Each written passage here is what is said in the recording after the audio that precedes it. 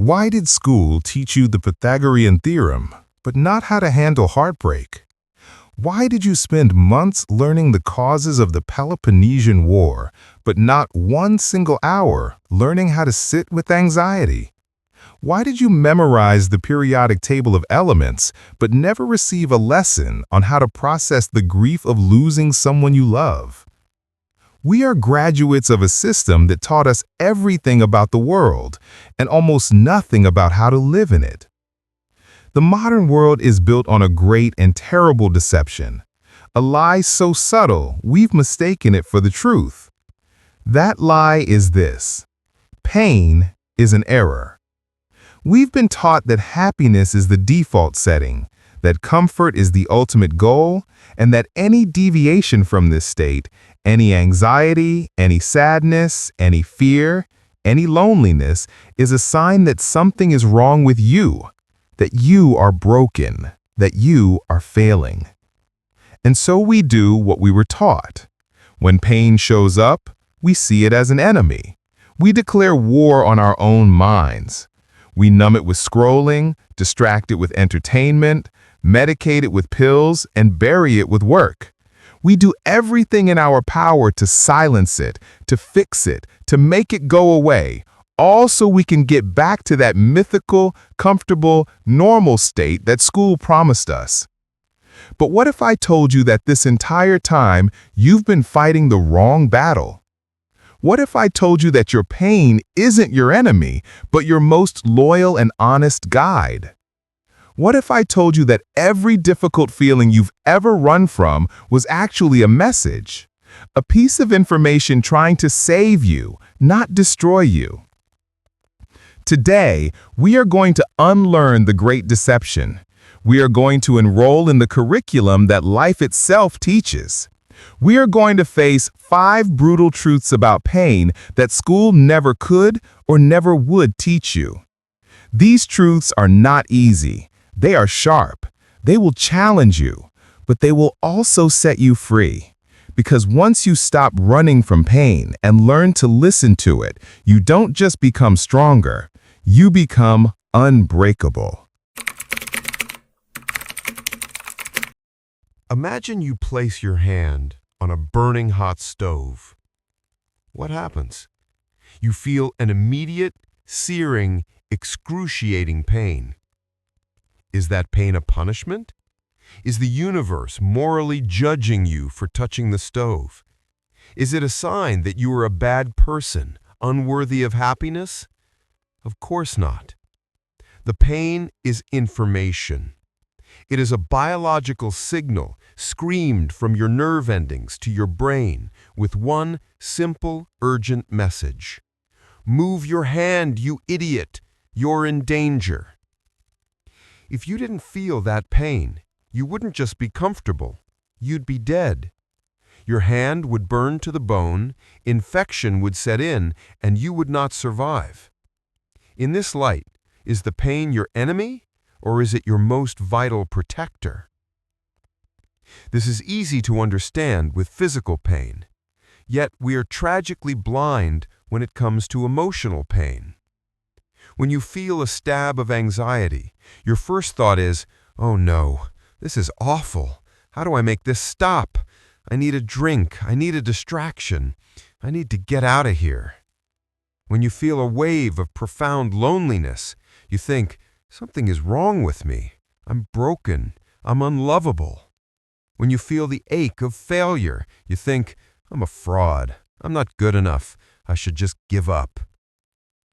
We have been conditioned to shoot the messenger.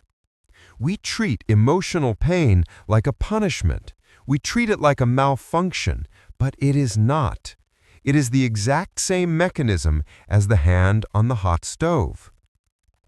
That anxiety you feel, it's not your enemy. It's information.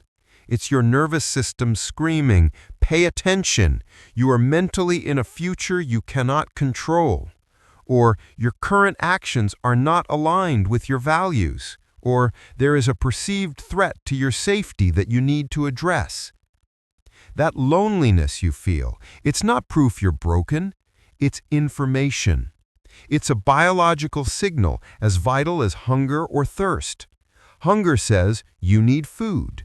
Thirst says you need water. Loneliness says you need genuine, meaningful connection. It's a message from your soul, begging you to reach out, to be vulnerable, to find your tribe.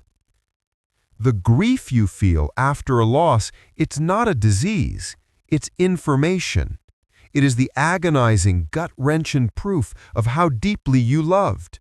It is the echo of that love, a testament to the fact that something beautiful and important was real.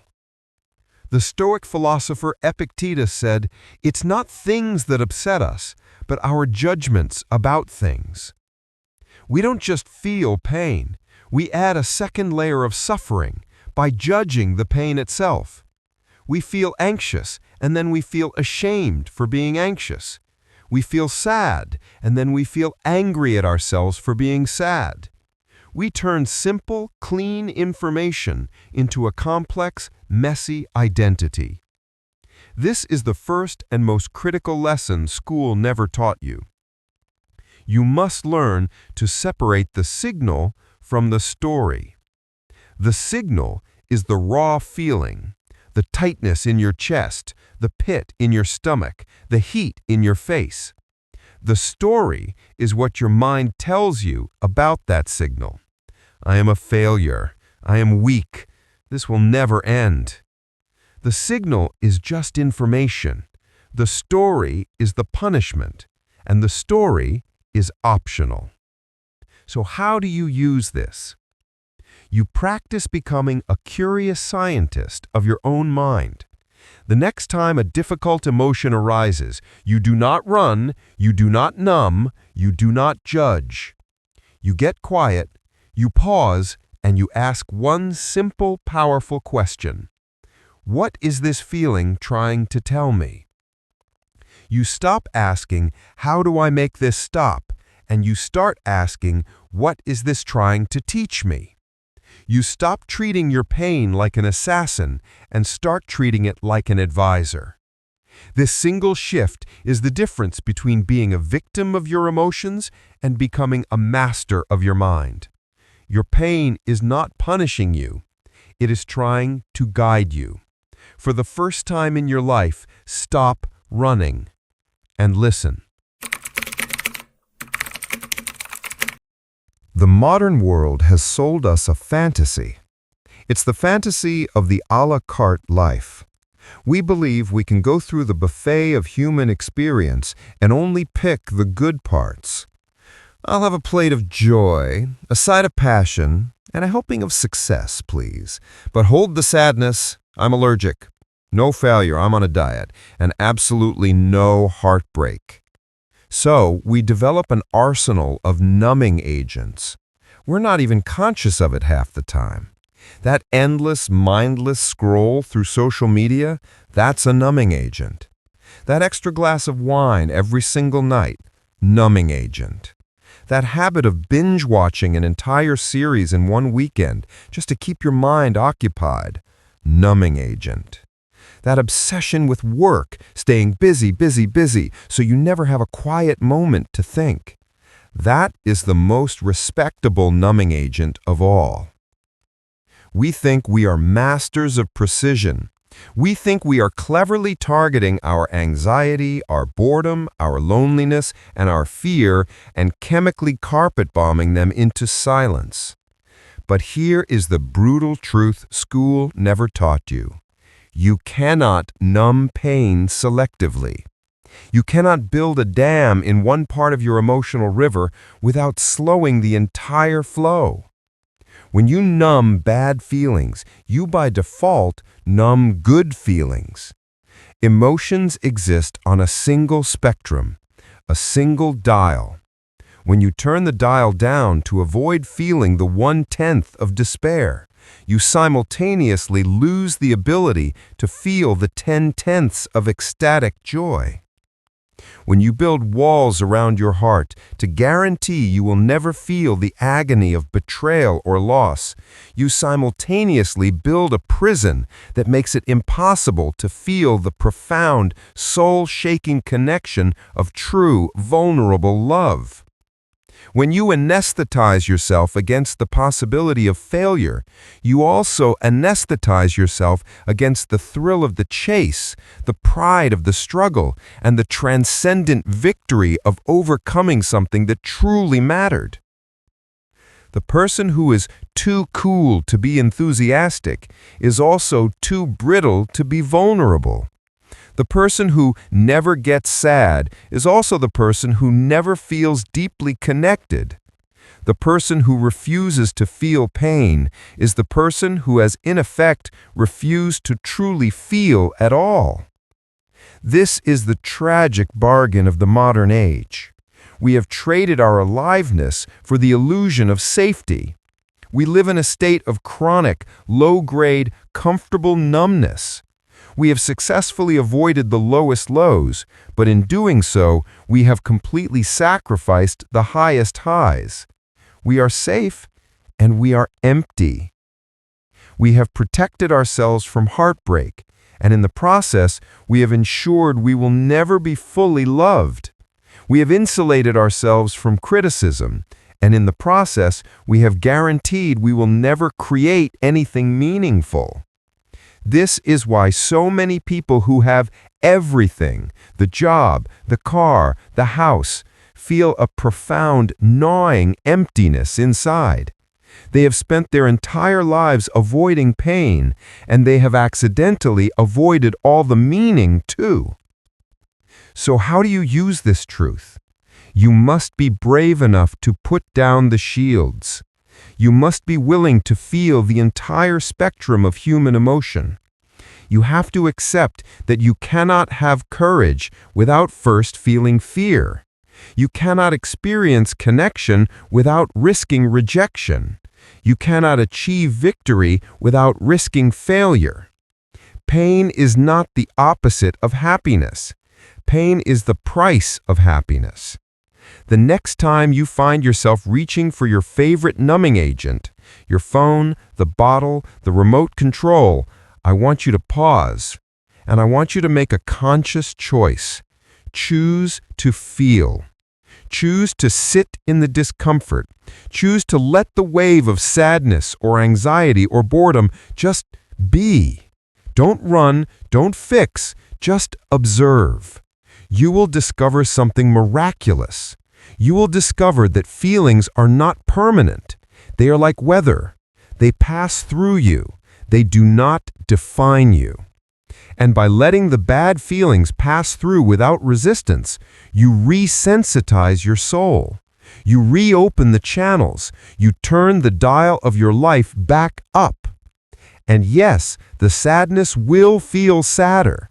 The fear will feel scarier. But the joy will be electric. The love will be profound. And the simple, quiet beauty of being alive will rush back in a way you haven't felt since you were a child. You must be willing to feel everything to truly feel anything. That is the price of admission for a life fully lived. Our entire educational system is a temple built to the God of comfort. From the first day of kindergarten, the rules are clear. Find the right answer, follow the right path, color inside the lines, avoid mistakes, pass the test, don't fail. Failure is treated as the ultimate sin. It gets you a red F on your paper, a disappointed look from the teacher, and a lecture from your parents. We are trained, like animals in a cage, to seek the pellet of approval and avoid the electric shock of failure. We spend 20 years in this system, and then we are released into the real world where the rules are not just different, they are the exact opposite. In life, growth is not found in the right answer. Growth is found in the hard question. In life, Progress is not made by coloring inside the lines. It's made by ripping up the coloring book and drawing your own picture. In life, success is not built on avoiding failure. Success is built from a mountain of failures. The classroom taught us that comfort is the goal, but life teaches us that comfort is the cage. Every single thing you want in life, a stronger body, a sharper mind, a deeper relationship, a successful career, exists on the other side of one thing: discomfort. You want a stronger body? The price is the pain of your muscles tearing during a workout. You want a sharper mind? The price is the frustration of learning a new skill that makes you feel stupid. You want a deeper relationship? The price is the awkwardness of a vulnerable conversation. The classroom taught us to see pain as a sign that we are doing it wrong. Life teaches us that pain is the only sign we are doing it right. The pain of growth is the signal that you are actually stretching, changing, and evolving. If you are not feeling any discomfort, it means you are not growing. You are stagnating. The Stoics knew this 2,000 years ago. They didn't have comfortable recliners and on-demand food delivery. They had war, plague, and exile. And they developed a practice that is more relevant today than ever: voluntary discomfort. Philosophers like Seneca would intentionally sleep on the hard floor, eat simple food, or wear thin clothing in the cold. Why? Were they masochists? No, they were training. They were training their minds to understand that comfort is not a necessity, but a luxury. They were teaching their bodies that they could handle hardship. They were vaccinating themselves against misfortune so that if they lost their wealth or their status, their inner peace would remain untouched. Seneca wrote, "It is not the man who has too little, but the man who craves more that is poor." He understood that if you are a slave to comfort, you are not free. You are a prisoner of your own preferences. You will be terrified to take any risks that might threaten your comfortable life. And this is where most of the world is trapped right now.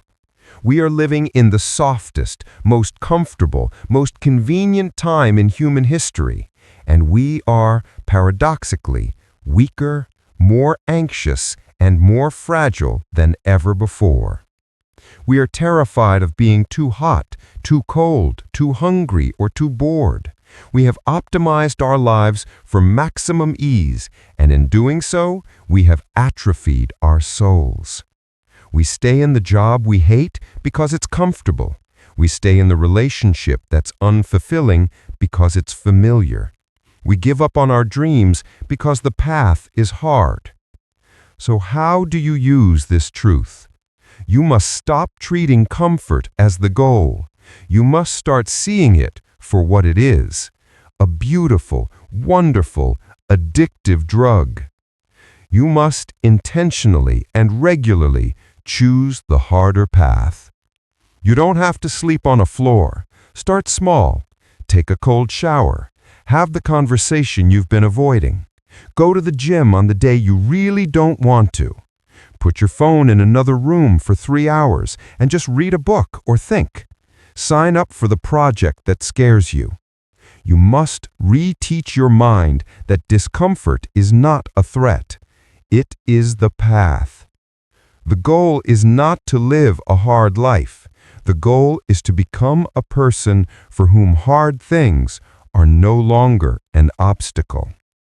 The classroom promised you a life of comfort, but life promises you something far better: a life of strength.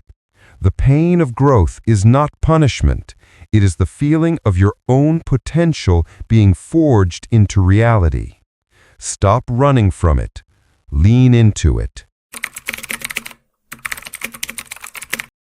In school, you had teachers, you had textbooks, you had a curriculum. You sat, You listened, you memorized, and you repeated. When you graduated, you may have thought your education was over. That's when your real education began. Because in life, your greatest teacher isn't a person. It's not a book. In life, your greatest teacher is pain. Your education in life doesn't happen in a comfortable chair. It happens in the arena. It happens when you fail. It happens when your heart is broken. It happens when you hit rock bottom. These are the classrooms of the soul. The lessons that truly shape you, the ones that build your character, your resilience, and your wisdom, they are never learned from success. Success feels good. It validates your ego, but it rarely teaches you anything. In fact, it often teaches you the wrong lessons, that you're invincible, that you had it all figured out, that it was all skill and not luck. But failure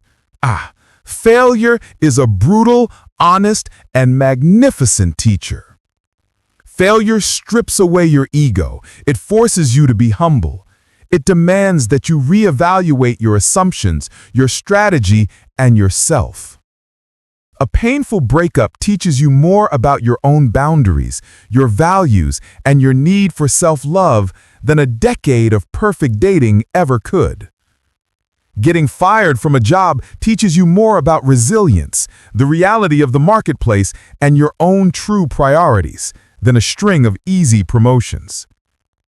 A period of deep loneliness teaches you more about the vital importance of connection and vulnerability than 1,000 casual friendships. School taught us to fear failure. Life teaches us that failure is the only way to learn anything that matters. In psychology, there's a concept called post-traumatic stress. We are all familiar with it. It's the idea that when we experience something terrible, we can be scarred by it, haunted by it, and diminished by it. But there is a much more powerful and much less discussed concept. It's called post-traumatic growth. This is the phenomenon where people who endure the worst possible suffering, war, a terrible diagnosis, the loss of a child, do not just bounce back to who they were before. They bounce forward. They become more than they were. The pain of their trauma acts as a forge, burning away everything trivial and leaving behind a person who is more compassionate, more grateful, more spiritually aware, and more certain of their purpose on this planet. They did not ask for the pain, but they used it. The Stoic emperor Marcus Aurelius, the most powerful man in the world, wrote his private journal, Meditations, not from a palace, but from a cold tent on the front lines of a war in Germany.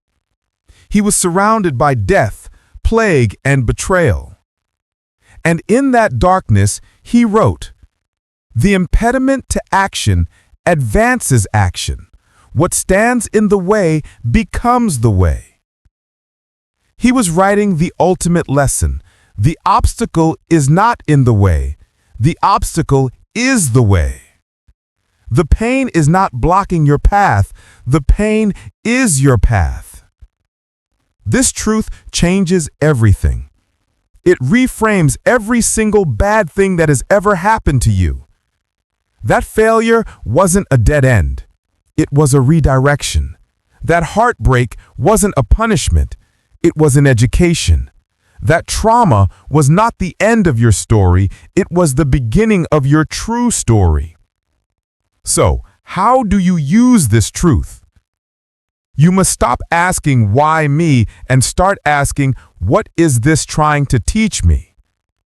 You must stop seeing your painful past as a liability and start seeing it as your curriculum. It is the source of your unique strength, your unique empathy, and your unique wisdom. No one who ever did anything great had an easy life. They all had a past filled with pain, and they learned to alchemize it. They learned to turn their wounds into their wisdom. Your pain is your degree. It is your qualification. It is the fire that has made you who you are. Stop being ashamed of your scars. They are proof that you fought. They are proof that you learned. They are proof that you survived. Your pain is the most profound and powerful teacher you will ever have. Do not let its lessons go to waste. This is the final truth. It is the most important. It is the one that ties all the others together. School taught us to endure. It taught us to sit still, be quiet, and tough it out until the bell rings. It taught us to endure the boring lecture, to endure the pointless homework, to endure the years of our lives, all for a piece of paper at the end. We took this lesson and we applied it to our pain. When life hurts, most of us believe our only option is to endure it.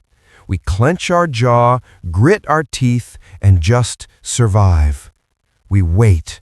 We hope that one day, magically, it will just stop hurting. But suffering that is only endured is meaningless. It is wasted pain. Pain does not just want to be felt. It does not just want to be listened to. Pain demands to be used. Pain is not a passive experience. It is a call to action. It is raw, volatile, and incredibly powerful energy. It is the fuel for the greatest changes of your life. Look at history. Every great movement, every great invention, every profound work of art was born from one of two places: great inspiration or great pain. And more often than not, it's pain. The pain of injustice fuels the revolution. The pain of ignorance fuels the quest for knowledge.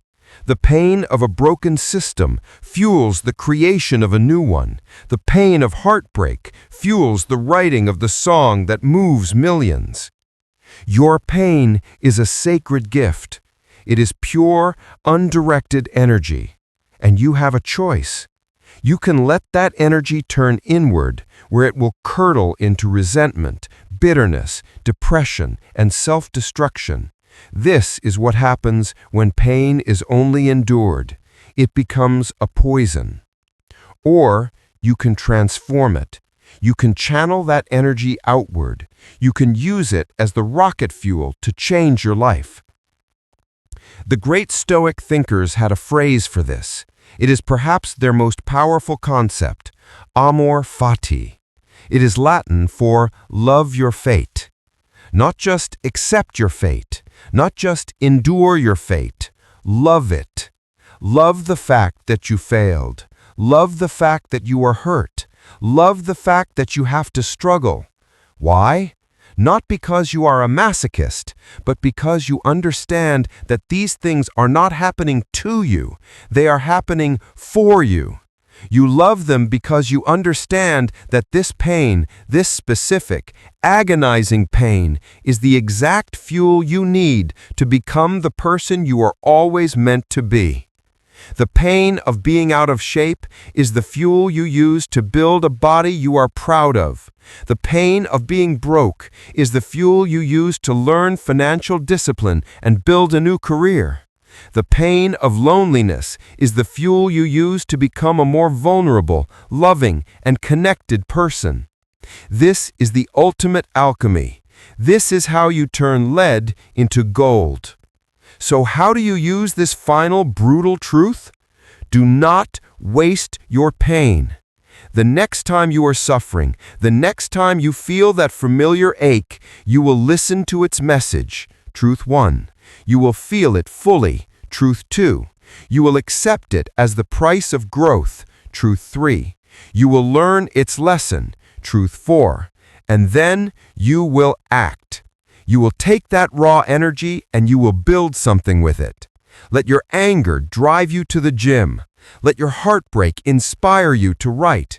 Let your frustration with the world motivate you to create a solution. Let your grief soften you into a more compassionate human being. Your pain is your purpose. The suffering you have endured is your superpower. It is what gives you the empathy to help others who are still stuck where you used to be. It is what gives you the wisdom to guide them. School gave you a diploma, but your pain gives you a mission. The new curriculum. We have been living a lie. We've been running from the one thing that could save us. We were taught to seek comfort and avoid pain, and in doing so, we've been living a comfortable, half-alive existence. But today, that ends. Today, you enroll in a new school, the School of Life. Your new curriculum has only these 5 lessons. 1. Pain is not punishment, it is information. Listen to it. 2. You cannot numb pain selectively. To feel the highest highs, you must be willing to feel the lowest lows. 3. Comfort is not the goal. Growth is. Discomfort is the sign that you are on the right path. 4. Your pain is your greatest teacher. The lessons you learn from failure are the only ones that matter. And 5. Pain demands to be used. It is the fuel for your transformation. Do not waste it. This is the education you were never given. This is the truth of the human experience. The next time pain knocks on your door, you will not run. You will not hide. You will not try to numb it. You will stand tall. You will open the door, and you will say, "Come in. I've been waiting for you. What do you have to teach me?" Because you are not a victim of your pain. You are its student. You are its partner, and you are its master. Stop running, start using, and go build the strong, meaningful, and unbreakable life you were always meant to live.